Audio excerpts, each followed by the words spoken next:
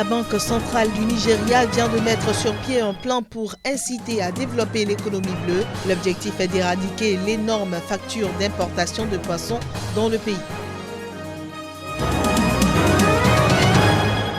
Au Libéria, des femmes chrétiennes prient pour des enfants musulmans morts dans un incendie.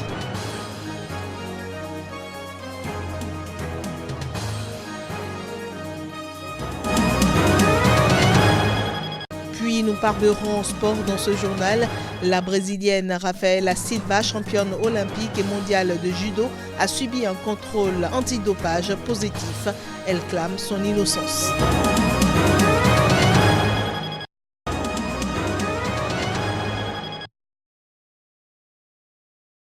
Godwin Emefiele, le gouverneur de la Banque centrale du Nigeria, CBN, a annoncé qu'environ 1,2 milliard de dollars sont dépensés annuellement pour le poisson importé dans ce pays. Le gouverneur de la Banque centrale du Nigeria a révélé cela lors d'une réunion alors qu'il informait certains gouverneurs des États et les médias de l'exploit réalisé jusqu'ici dans l'agriculture pour la croissance économique du pays. Il a expliqué que la production de poissons actuelle était de 0,8 million de tonnes et la demande de 2,7 millions de tonnes, ce qui donnait un déficit de 1,9 million de tonnes. Il a ajouté que l'initiative actuelle de la Banque centrale visait à inciter les gouverneurs des États côtiers à développer l'économie bleue afin de réduire le déficit de 1,9 million de tonnes métriques et d'éradiquer l'énorme facture des importations de poissons au Nigeria. Selon lui, il s'agit d'une très grande opportunité économique pour les États de créer un environnement favorable aux investisseurs. Dans le même ordre d'idée, le gouverneur de la Banque centrale du Nigeria a déclaré que le récent partenariat entre la banque et les établissements d'enseignement supérieur constituait une innovation majeure pour renforcer le secteur de la volaille. Il visait à piloter le programme de production avicole dans 12 universités situées dans les 6 zones géopolitiques. Il a ajouté que l'objectif était non seulement de construire de futurs agro-entrepreneurs, mais également de permettre aux universités d'améliorer leurs revenus générés en interne. Pour la phase pilote, 5 universités nigérianes, à savoir Ahmadu Bello University et BIU de Zaria, Université fédérale d'agriculture d'Abeokuta, Université d'État de Rivers, Port Harcourt, Université du Nigeria, Nsukka et Université d'Ilorin étaient inscrits.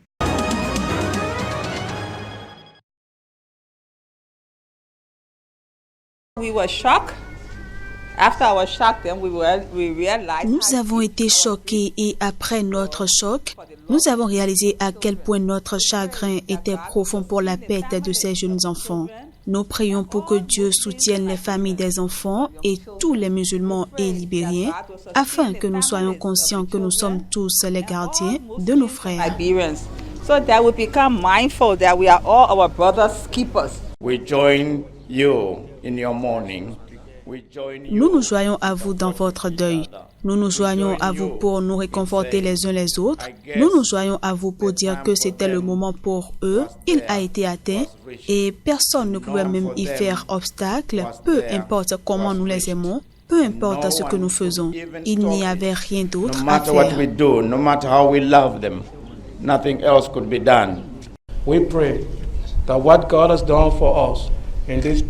Nous prions pour que ce que Dieu a fait pour nous en cette période de deuil soit maintenu au Libéria en termes de cohésion nationale, en termes de l'unité que nous avons vue malgré notre diversité.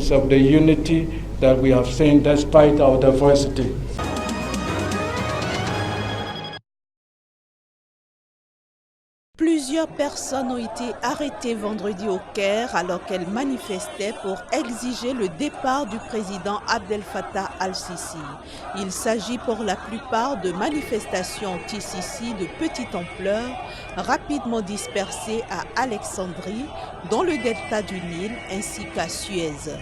Au Caire, des témoins ont assisté à 5 arrestations pendant le rassemblement organisé de nuit sur la place Tahrir, au lieu de la révolution de 2011 qui avait abouti au renversement du président Hosni Moubarak. Les manifestations de vendredi faisaient écho à des appels lancés sur les réseaux sociaux, émanant notamment d'un homme d'affaires égyptien en exil, Mohamed Ali.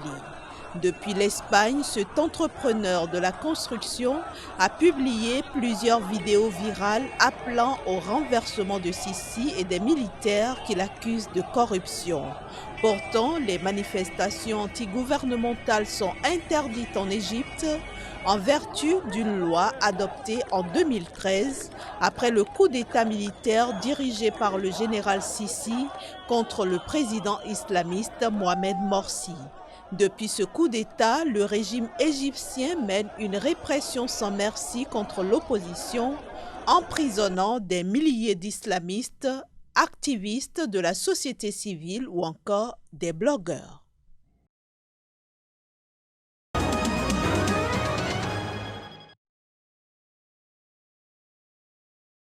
Malgré l'annonce d'une élection présidentielle en décembre prochain et malgré les mises en garde de l'armée, des dizaines de milliers de manifestants se sont rassemblés dans le centre d'Alger ce vendredi. Venus de Bab El Oued, de la place du 1er mai, des hauteurs d'Alger, ils étaient très nombreux à converger vers le centre-ville. Un nombre que l'on n'avait pas vu depuis plusieurs mois et une foule qui répétait qu'elle refusait d'aller aux élections dans ces conditions, des élections dont l'annonce a été faite dimanche dernier.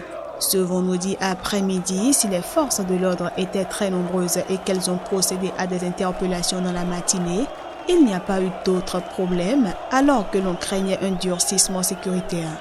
Mercredi dernier, le chef de l'état-major a annoncé qu'il interdit l'entrée dans la capitale aux Algériens des autres régions qui souhaiteraient y manifester et déclarer qu'il n'y a pas lieu de remettre en cause le scrutin ou de l'entraver. Depuis plusieurs semaines, Ahmed Gaïd Salah répétait que l'élection ne pouvait plus attendre. Le gouvernement répétait quelle était la volonté de tous les Algériens qui ne l'ont pas entendu de cette oreille.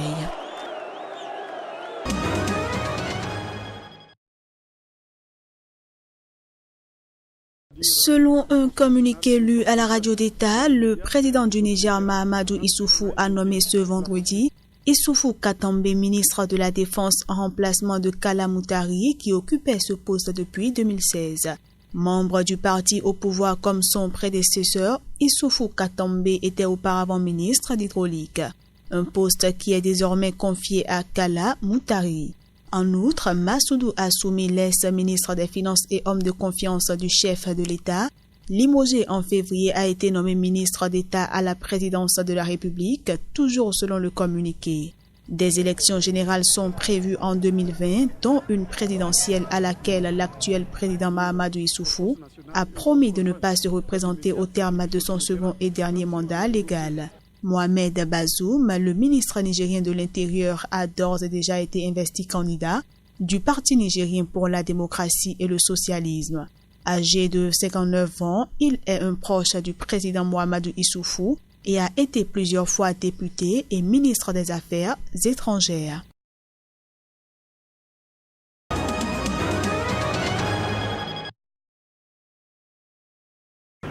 Des réunions quotidiennes de veille sont organisées pour le retour du Dr Peter Magombei, des réunions quotidiennes de solidarité exhortant le gouvernement à retrouver et à ramener le Dr Peter Magombei sain et sauf. Nous ne sommes pas sereins. Nous ne savons même pas s'il est vivant ou ce qui se passe. Tout ce que nous avons entendu tout à coup, c'est que Peter a été enlevé. Tout ce que nous savons, c'est que Peter représentait les médecins au sujet des questions salariales en raison de l'augmentation du coût de la vie. Nous avons seulement appris que Peter a été enlevé et nous vous remercions tous et nous espérons qu'il sera retrouvé vivant.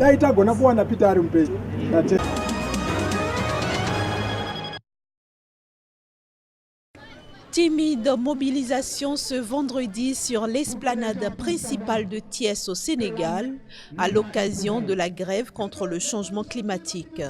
Pour la deuxième fois de l'histoire, cette ville universitaire située à 1 heure de Dakar, la capitale, répond à l'appel de Greta Thunberg, mais peine à faire mouche. On a sensibilisé bon nombre de personnes, mais ils ne sont pas là, ils ne sont pas venus. Ils disent que c'est des trucs de fous, quoi. C'est des trucs de fous. Ils disent que nous sommes en train de perdre notre temps, alors que tel n'est pas le cas. La plupart des gens pensent que le réchauffement climatique n'est pas le problème des Africains. Ils disent que c'est le problème des Chinois, des Américains et des Français. Comme des milliers de jeunes à travers le monde, ces Sénégalais entendent surtout amener les dirigeants du monde à prendre au sérieux la question climatique.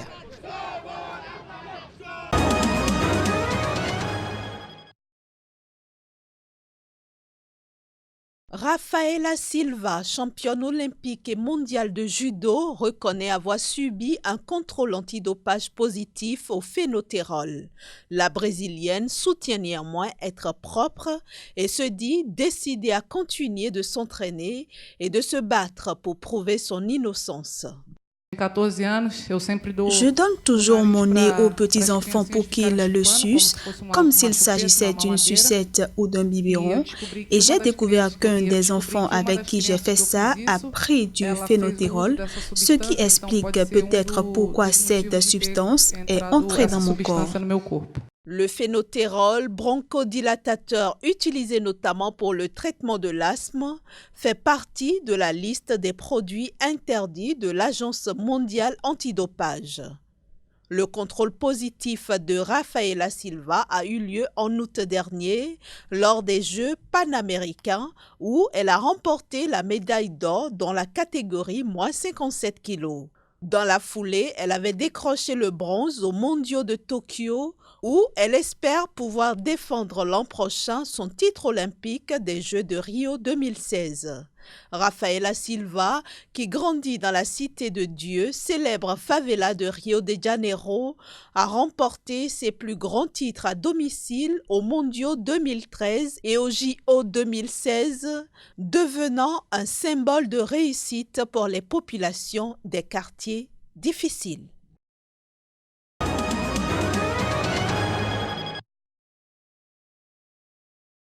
Du haut de ses 16 ans, Greta Thunberg a donné vendredi le top de la grève mondiale pour le climat à New York. La militante suédoise est plus que jamais déterminée à mener loin sa lutte.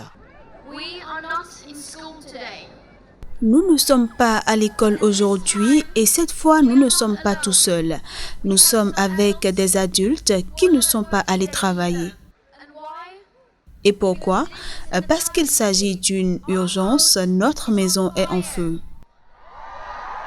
Pour la jeune Suédoise, il est temps que les dirigeants du monde passent à l'action. Les promesses vides sont les mêmes, les mensonges sont les mêmes et les inactions sont les mêmes. Nulle part je n'ai trouvé quelqu'un au pouvoir qui ose dire la vérité telle qu'elle est. Également dans la ligne de mire de Greta Thunberg, l'Assemblée générale des Nations unies qui se tiendra lundi à New York. Les yeux du monde entier seront braqués sur eux. Ils ont l'occasion de prouver qu'ils sont eux aussi unis derrière la science.